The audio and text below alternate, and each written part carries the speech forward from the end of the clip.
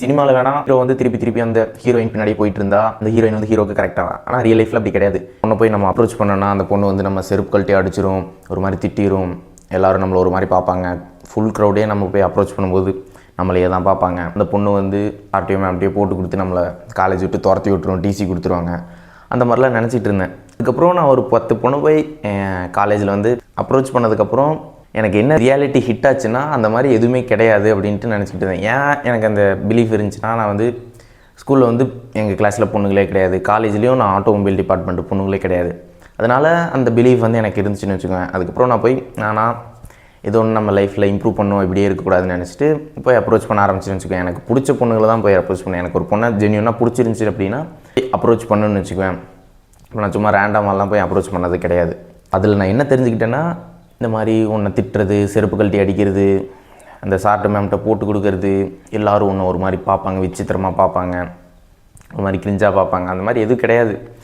எல்லாம் சும்மா ஜாலியாக கேஷுவலாக பண்ணிகிட்டு இருக்கான்னு வச்சுக்குவேன். இப்போ நான் அப்ரோச் பண்ணுறது, இந்த பொண்ணுக்கிட்ட பேசுகிறது, இதெல்லாம். இப்போது உனக்கு ஒரு பொண்ணை வந்து பிடிச்சிருக்கு அப்படின்னா நீ போய் அப்ரோச் பண்ணிடு. பண்ணாமல் இருந்தேன்னா தான் உனக்கு ரொம்பவே அது வந்து அதை பற்றியே நினச்சிக்கிட்டே இருப்பேன். இப்போ நானும் ஃபஸ்ட்டில் அப்படி தான். ஒரு பொண்ணை எனக்கு பிடிச்சிருந்துச்சுன்னா போய் பேசவே மாட்டேன், அதை பற்றி நினச்சிக்கிட்டே இருப்பேன். கல்யாணம் பண்ணுற மாதிரி அந்த மாதிரிலாம் ஒரு இமேஜினேஷனுக்கு போயிடுவேன்னு வச்சுக்குவேன்.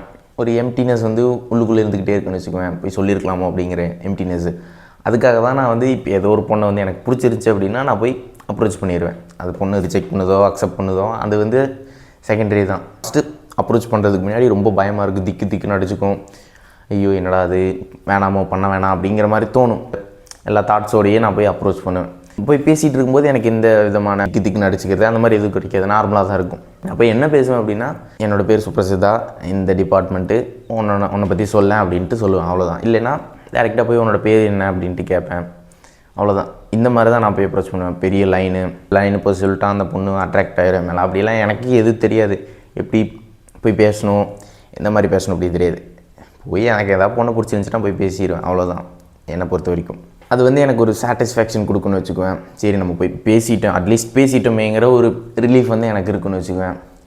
அதுக்கப்புறம் லைஃப் வந்து கொஞ்சம் நல்லாவே போகும்னு வச்சுக்குவேன். இப்போ நான் பேசாமல் இருந்தனாலே ஒரு மாதிரி அதைவே நினச்சிக்கிட்டு இருப்பேன். எல்லாம் ரிஜெக்ட் தான் பண்ணியிருக்காங்க. இப்போதைக்கு நான் போய் அப்ரோச் பண்ண 10 பொண்ணுகளும், ஆனாலும் எனக்கு அந்த ரிலீஃப் கிடைச்ச மாதிரி இருக்குன்னு வச்சுக்குவேன்.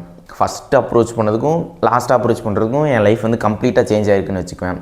ஃபஸ்ட்லாம் பான் பார்த்துட்டு வீடியோ கேம் விளையாண்டுட்டு வீட்டை விட்டு வெளியே போகாமல் கண்டத்தையும் தின்னுக்கிட்டு தான் இருப்பேன். அப்புறம் ஒரு பொண்ணாக நான் போய் அப்ரோச் பண்ண என் லைஃப் வந்து கொஞ்சம் கொஞ்சமாக இம்ப்ரூவ் ஆச்சுன்னு வச்சுக்கேன். கம்மியாக வீடியோ கேம்ஸ் விளாட ஆரம்பித்தேன், பான் வந்து கம்மியாக பார்க்க ஆரம்பித்தேன். நம்ம லைஃப்பை இம்ப்ரூவ் பண்ணணும்னு சொல்லிட்டு ஒர்க் அவுட் பண்ணுறது, டயட் வந்து கொஞ்சம் கொஞ்சமாக சேஞ்ச் பண்ணுறதுன்னு சொல்லிட்டு அவுட்டர் அப்பியரன்ஸும் சேஞ்ச் ஆச்சு, இன்னர் செல்ஃபும் சேஞ்ச் ஆச்சுன்னு வச்சுக்கோங்க. கொஞ்சம் கொஞ்சமாக என்னோடய கேரக்டர் சேஞ்ச் ஆச்சு, இந்த வேர்ல்டை பார்க்குற விதம் வந்து என்னோடது சேஞ்ச் ஆச்சு. இப்போது ஒரு பொண்ணை போய் அப்ரோச் பண்ணி ரிஜெக்ட் ஆனங்காட்டி என்னோடய லைஃப் வந்து இம்ப்ரூவ் ஆகிருக்குன்ட்டு நான் சொல்கிறேன். இப்போ நான் போய் பேசாமையே இருந்தேன் ஒரு பொண்ணுக்குட்டி அப்படின்னா என்னோடய லைஃப் வந்து இம்ப்ரூவ் ஆகிருக்குமான்ட்டு தெரில. அது கேள்விக்குறி தான். எனக்கு தெரிஞ்ச எக்ஸ்பீரியன்ஸில் எந்த பொண்ணும் நீ போய் அப்ரோச் பண்ணினா உன்னை வந்து திட்டுறதோ, உன்னை எல்லாத்துக்கு முன்னாடியும் அசிங்கப்படுத்துறதோ, சார்ட்டு மேம் போட்டு கொடுக்குறதோ அந்த மாதிரி எதுவும் பண்ண மாட்டாங்க.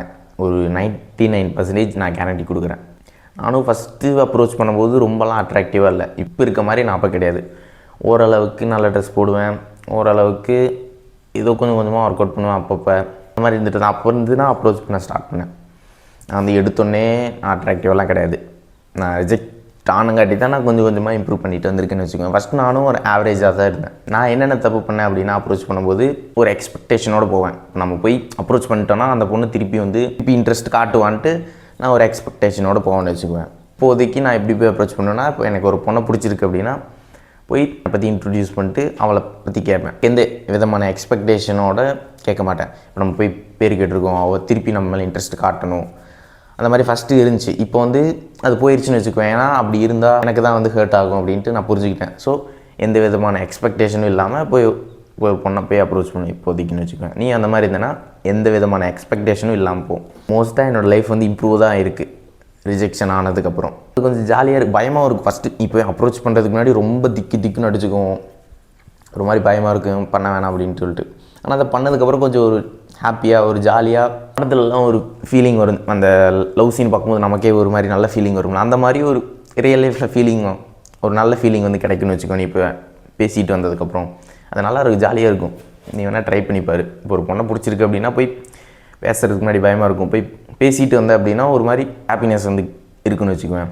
இருக்க ஜென்ரேஷனில் நீ போய் பொண்ணுக்கிட்ட பேசுகிறதெல்லாம் தப்பெல்லாம் கிடையாது. நீ உன்னோட இன்டென்ஷன் தான் முக்கியம். நீ எந்த இன்டென்ஷனில் போய் பேசுகிறேங்கிறது தான் முக்கியம். நீ ஒரு தப்பான இன்டென்ஷனில் போனேன்னா அந்த பொண்ணு கண்டுபிடிச்சிருவா. நீ அதை நல்லா மைண்டில் வச்சுக்கோ. உங்கள் இன்டென்ஷன் வந்து கிளியராக இருக்குது, நீ உனக்கு பிடிச்சிருக்கு அந்த பொண்ணுகிட்ட, அதனால தான் போய் பேசுகிற அப்படின்ட்டு உன்னோட இன்டென்ஷன் வந்து கிளியராக இருந்துச்சு அப்படின்னா ஓகே, அந்த பொண்ணு திருப்பி அதுக்கு இன்ட்ரெஸ்ட் இருக்கா இல்லையான்ட்டு சொல்லிடும். நீ எந்த விதமான எப்படி சொல்கிறது டேரெக்டாக சொல்லாமல் கன்ஃபியூஷன் பண்ணிக்கிட்டு இருந்தேன்னா அந்த பொண்ணு இரிட்டேட் ஆகும்னு வச்சுக்குவேன் அடுத்தவங்களுக்கு. ஸோ நீ உன்னோட இன்டென்ஷன் வந்து கிளியராக வச்சுக்கோ, எந்த விதமான எக்ஸ்பெக்டேஷனோடையும் போகாத. அதுக்கப்புறம் அந்த பொண்ணை போய் ஸ்டாக் பண்ணுறது, அந்த பொண்ணு ரிஜெக்ட் பண்ணதுக்கப்புறம் திரும்பி போகிறது, அந்த மாதிரி விஷயம் பண்ணாத. சினிமாவில் வேணால் ஹீரோ வந்து திருப்பி அந்த ஹீரோயின் பின்னாடியே போயிட்டு இருந்தா அந்த ஹீரோயின் வந்து ஹீரோக்கு கரெக்டாக. ஆனால் ரியல் லைஃப்பில் அப்படி கிடையாது. இப்போ ஒரு பொண்ணு போய் அப்ரோச் பண்ணுற, அந்த பொண்ணு ரிஜெக்ட் பண்ணிடுச்சு, எனக்கு இன்ட்ரெஸ்ட் இல்லைன்னு சொல்லிடுச்சுன்னா மூடிட்டு வந்துடணும். நானும் ஃபஸ்ட்டு ரிஜெக்ட் ஆனதுக்கப்புறம் திருப்பி போனேன். ஆனால் இன்னுமே தான் அது ஹர்ட் ஆகும்னு வச்சுக்குவேன். ஒரு பொண்ணு ஃபஸ்ட்டே நோ சொல்லிடுச்சுன்னா நோ தான் சொல்கிறது. ஒரு ஃப்ரெண்டாக நான் கொடுக்குற அட்வைஸ் என்னென்னா, உனக்கு ஃப்ரெண்ட்ஸ் கூட ஜாலியாக சுற்று, ஒர்க் அவுட் பண்ணு, நல்ல டயட் சாப்பிடு, புது பிளேசஸுக்கு போ, என்ஜாய் பண்ணு லைஃப்பை. இப்போது இன்னொருத்தனுங்க இருப்பானுங்க, no girls only goals, sigma male, மட்ட சிங்கிள், நான் பொண்ணுக்கிட்டே பேச மாட்டேன், நான் கெத்து, அந்த மாதிரி நானும் இருந்துகிட்டு இருந்தேன். நான் பொய்யெல்லாம் சொல்ல மாட்டேன். அப்படி இருந்தால் நீயே யோசிச்சு பாரு, உனக்கு அது பிடிச்சிருக்கா? மொட்டை சிங்கிளாக இருக்கிறது, no girls only goals, sigma male, இதெல்லாம் பிடிச்சிருக்கான்னு பாரு. உனக்கே அந்த எம்டினஸ் ஃபீல் ஆகும்ல. இப்போ என்னடா அது, ஒரு பொண்ணு நம்மகிட்ட பேச மாட்டேங்கிறான், இப்போ நான் வந்து உன்னை ரிலேஷன்ஷிப்பில் இருந்தால் தான் உன்னோட லைஃப் நல்லா இருக்குது அப்படின்ட்டுலாம் நான் சொல்ல கிடையாது. இப்போ ஒரு பொண்ணை பிடிச்சிருக்குன்னா போய் அப்ரோச் பண்ணுறதுல என்ன தப்பு இருக்குது? அது ஏன் நீ உன்னோட செல்ஃப்க்கு நீயே ஒரு ஐடென்டிட்டி கொடுத்துக்கிறேன், நான் வந்து மொரட்டை சிங்கிள், நான் பேச மாட்டேன் அப்படின்ட்டு நீ ஏன் ஒரு பாக்ஸ்குள்ளே போட்டு ஒன்று நீயே அடைச்சிக்கிறேன்ட்டு தான் நான் கேட்குறேன். நானும் ரிலேஷன்ஷிப்லாம் இருந்தது கிடையாது. ஆனால் எனக்கு ஒரு ரிலீஃப் இருக்குன்னு வச்சுக்குவேன். இப்போ எனக்கு ஏதாவது பொண்ணை பிடிச்சிருந்துச்சுன்னா நான் போய் அப்ரோச் பண்ணிடுவேங்கிற எனக்கு ஒரு தைரியம் இருக்குது, அவ்வளோதான். எனக்கு ஒரு பொண்ணை பிடிச்சிருந்துச்சின்னா அதை வந்து சொல்லிடுவேன்.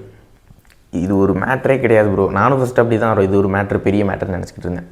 ஆனால் அதை தாண்டி நிறைய விஷயத்தில் லைஃப்பில் வந்து முக்கியமான விஷயம் இருக்குதுன்னு வச்சுக்கோங்க. இதுவும் முக்கியம் தான், ஆனால் கொஞ்சம் முக்கியம். மற்ற விஷயம் நிறைய முக்கியம், கெரியரு, இந்த ஃபேமிலி, இந்த ஃபினான்ஸு, மற்ற விஷயம்லாம் இருக்குல்ல, இதுவும் முக்கியம். இதெல்லாம் கொஞ்சம் கொஞ்சமாக முக்கியம்னு வச்சுக்குவேன். ஆனால் நீ இந்த பொண்ணுங்களை பற்றியே நினச்சிக்கிட்டு இருக்கிறது அந்த மாதிரி பண்ணிட்டு இருந்தேன்னா லைஃபு கொஞ்சம் டல்லாக தான் போகும். என்னோடய லைஃப் டோட்டலாக இம்ப்ரூவ் ஆகிருக்குன்ட்டு வச்சுக்குவேன் ரிஜெக்ஷன் ஆனதுக்கப்புறம். அப்புறம் உனக்கு உன்னோட அப்பியரன்ஸ் இம்ப்ரூவ் பண்ணுறதுல ஒரு நீட் இருக்குது, நீ பார்க்க நல்லா இருக்கணும். ஏன்னா நான் வந்து அடுத்த விட எனக்கு அதிகமான நாலேஜ் இருக்குன்ட்டு நான் நம்புகிறேன். ஏன்னா இதுக்கு முன்னாடி நிறைய பேருக்கு ஹெல்ப் பண்ணியிருக்கேன் அப்பியரன்ஸ் இம்ப்ரூவ் பண்ணுறதுல. உனக்கு அந்த நீட் இருக்குது அப்படின்னு நினச்சின்னா நான் பர்சனல் கோச்சிங் வந்து டிஸ்கிரிப்ஷனில் ஃபஸ்ட்டாக வச்சுருக்கேன், அதை போய் செக் பண்ணி பாரு. உனக்கு பிடிச்சிருந்துச்சின்னா பை பண்ணி, இல்லைன்னா தேவை கிடையாது. ஸோ அப்புறம் மறக்காமல் என்னோடய சேனலை வந்து சப்ஸ்கிரைப் பண்ணி வச்சுக்கிறதுக்கப்புறம் நிறைய வீடியோஸ் வந்து அப்லோட் பண்ணுவேன்.